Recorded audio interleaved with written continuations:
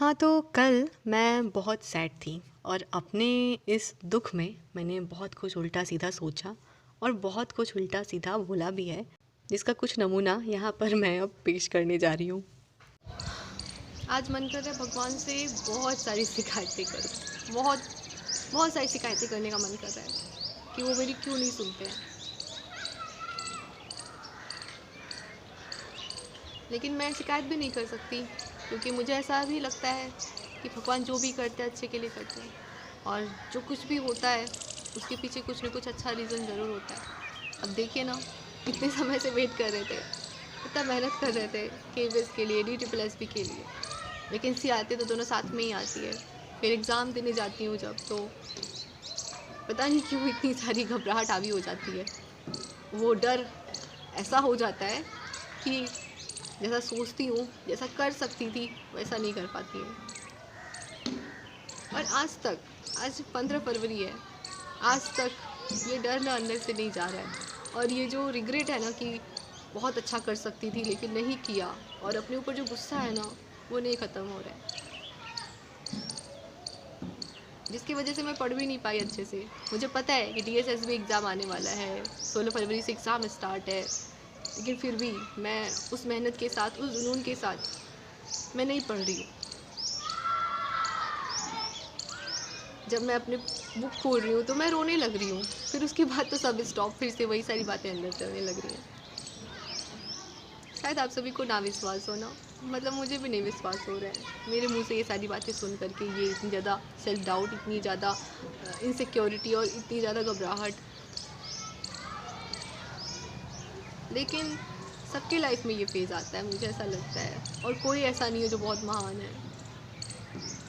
सब एक दिन टूटता है, कभी ना कभी, किसी न किसी लाइफ के स्केल पर। आज 15 फरवरी है और सबका एडमिट कार्ड आ गया है DSSB का, और मेरा भी आ गया है। मैं भगवान से बहुत मना रही थी, क्योंकि ये DSSB का एग्ज़ाम पूरा अप्रैल तक PRT का स्पेशली चलने वाला है, तो मुझे भी हो रहा था कि मेरा मार्च में पढ़े, अप्रैल में पढ़े, क्योंकि मैं नहीं पढ़ रही हूँ इधर बीच।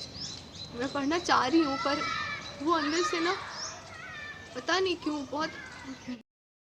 भगवान ने कहा नहीं, ऐसा कैसे हो सकता है, मैंने तुम्हारी कभी बात मानी है जो आज मानूंगा।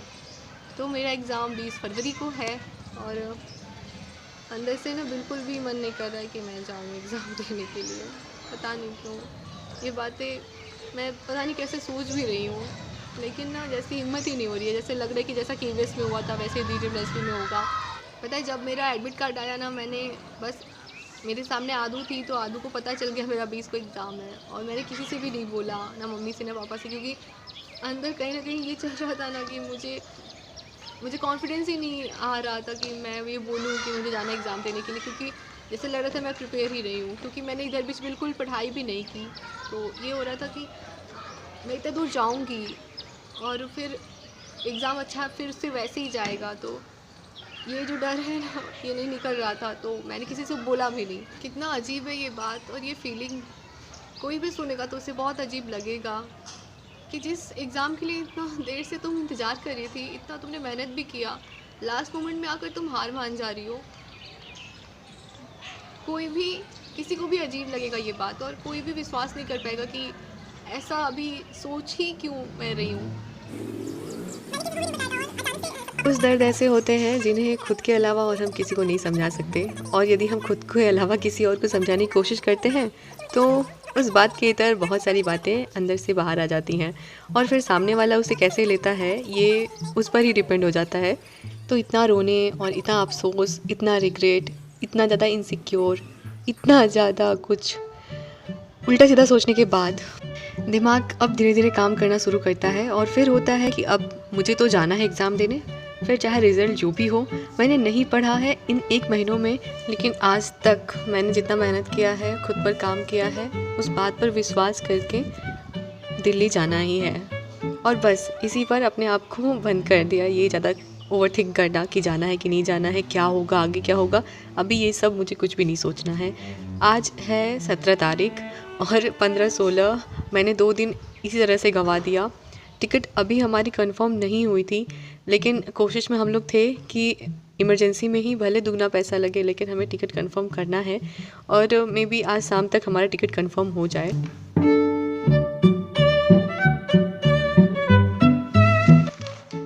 दोपहर का टाइम है, हमने नहा लिया है और अभी मेरा फोकस है कि मैं बचे हुए 2 दिनों में क्या कर सकती हूँ। पिछला पूरा 1 महीना जिसे हमने रिग्रेट कर कर के वेस्ट किया और वो हम वापस तो ला नहीं सकते, बट अभी जो 2 दिन हैं बचे हुए, हम उसमें क्या कर सकते हैं। मेरा फोकस था कि मैंने केवीएस के लिए पहले से पढ़ा हुआ था ना, GK GS, Hindi, English, maths, reasoning, तो मुझे अभी बिल्कुल भी ये मन नहीं हो रहा था कि मैं इसे देखूं। लेकिन सीडीपी वाला जो पार्ट है वो मैंने जो अपने नोट्स बनाए थे एनआईओएस वाले, फिर जो मैंने बैच लिया था हिमांशी मैम का, मैंने उससे जो पढ़ा हुआ था वो सब कुछ मैं कलेक्ट करके एक जगह पर मैं उसे रिवाइज़ कर रही थी। इन नोट्स को रिवाइज़ करे मुझे काफ़ी टाइम हो गया था, ख़ासतौर से एनआईओएस वाले। पता है मुझे अभी क्या हो रहा था कि मैंने एनआईओएस अभी पूरा अच्छे से ख़त्म भी नहीं किया हुआ था। मैंने लगभग 15-16 ही ब्लॉक्स फिनिश किए हैं एनआईओएस के, तो बाकी जो बचे हुए ब्लॉक्स थे तो उन्हें ना ख़त्म कर पाने का भी रिग्रेट है। और यदि इस वजह से एग्ज़ाम अच्छा नहीं जाता है तो उसका भी अभी अंदर चल रहा था, लेकिन फिर मैं अपने आप को बोल रही थी कि नहीं, ये सब कुछ भी नहीं सोचना है। दिमाग में बहुत ज़्यादा मिसकॉन्सेप्शन बनाने लगता है और इतना मिक्स अभी था ना कि इस समय बस नीड थी इसको हिम्मत देने की और अपने ऊपर कॉन्फिडेंस रखने की। मैं ये सारे वीडियोस पहले भी यूट्यूब पर अपलोड करना चाह रही थी, लेकिन इधर बीच का जो शेड्यूल था काफ़ी बिजी था। एक तो मैं इस हिसाब से चल रही थी कि मेरा मार्च या अप्रैल में पड़े डीएसएसपी का एग्ज़ाम, लेकिन फरवरी में ही आ गया, तो इस बात का इतना ज़्यादा टेंशन। और फिर मैंने केवीएस कॉन्ट्रेक्चुअल टीचर का फॉर्म फिलअप किया था, जिसका कि 18 और 19 को मेरा इंटरव्यू था। एक मैंने बनारस के लिए अप्लाई किया था और दूसरा लखनऊ के लिए अप्लाई किया था। तो 18 को बनारस वाला था, 19 को लखनऊ वाला था, लेकिन मैं दोनों ही नहीं दे पाई। मैं उन दोनों के लिए भी अपने आप को प्रिपेयर कर रही थी, लेकिन दोनों ही मैं नहीं दे पाई। लखनऊ तो डीएसएसबी एग्ज़ाम की वजह से मैं नहीं दे पाई और 18 वाला भी छूट गया क्योंकि उसी दिन मेरा ट्रेन था दिल्ली के लिए। मेरा बहुत इच्छा था कि मैं वहाँ जाऊँ और एक्सपीरियंस लूँ कि वैसे इंटरव्यू का वहाँ पर कैसे क्या होता है, मेरा बहुत इच्छा था। लेकिन ये एग्ज़ाम ऐसा पड़ा कि वो दोनों इंटरव्यू भी मेरे रह गए।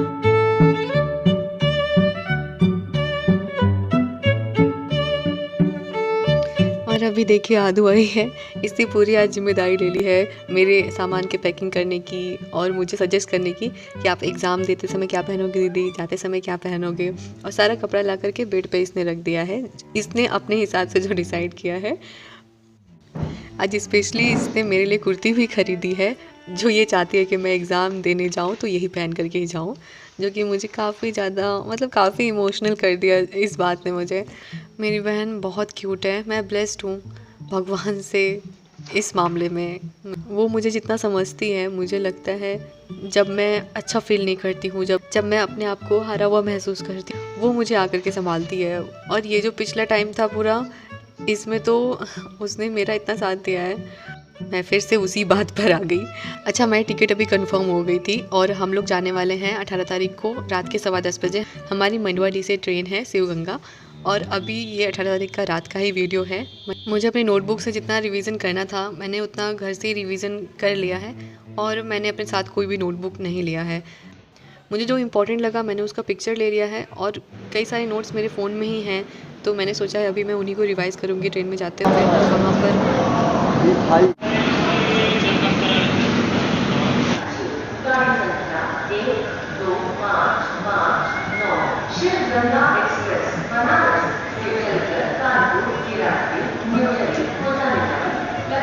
साढ़े 9 बजे तक हम लोग स्टेशन पहुंच गए थे और हमारी ट्रेन प्लेटफॉर्म पर लगी हुई थी, तो हम लोग जाकर बैठ जाते हैं।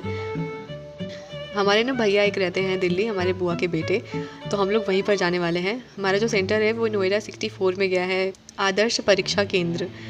और जो भैया हैं वो गाज़ियाबाद में रहते हैं, तो वहाँ से वो कह रहे थे कि बहुत नज़दीक है नोएडा। मैं ना पहले चाह रही थी कि मैं अगर दिल्ली जाऊँगी तो अकेले ही जाऊँगी, लेकिन पापा नहीं मानते हैं, वो अकेले, उनको डर लगता है छोड़ना। पूरे 11 साढ़े 11 घंटे की ट्रैवलिंग के बाद अब हम लोग पहुंच चुके हैं फाइनली दिल्ली स्टेशन। और देखिए यहाँ पर स्टेशन पर हर जगह होर्डिंग्स लगी हुई थी दृष्टि आईएएस की। मुझे बहुत अच्छा लग रहा था दिल्ली आकर के। एक अलग ही अनुभव होता है जब हम अपनी स्टेट से दूसरी स्टेट में जाते हैं। वैसे हमारा प्लान था कि हम लोग गाज़ियाबाद उतरेंगे, लेकिन गाज़ियाबाद स्टेशन पर हमारी ट्रेन रुकी ही नहीं। बहुत धीमी हुई थी लेकिन रुकी नहीं। चूँकि भैया गाज़ियाबाद में रहते हैं, लेकिन हमें गाज़ियाबाद में रुकी नहीं ट्रेन तो दिल्ली उतरना पड़ा, और यहाँ से अभी गाज़ियाबाद काफ़ी दूर है, तो इसके लिए हमने ऑटो बुक किया और फिर हम लोग आधे घंटे 45 मिनट बाद भैया के घर पर पहुँचते हैं। और यहाँ पर मिलती है मुझे क्यूट क्यूट मेरी 2 भांजियाँ निशी और पीहू।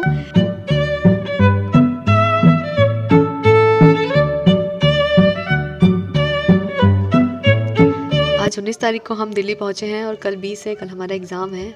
तो अपने वीडियो ब्लॉग को हम यहीं पर एंड करते हैं। कल मिलते हैं कुछ नई बातों के साथ, और एग्ज़ाम डे है तो उसके अनुभवों के साथ भी। तब तक के लिए अपना बहुत सारा ख्याल रखिएगा। Be positive, be optimistic. मिलते हैं अगले वीडियो ब्लॉग में।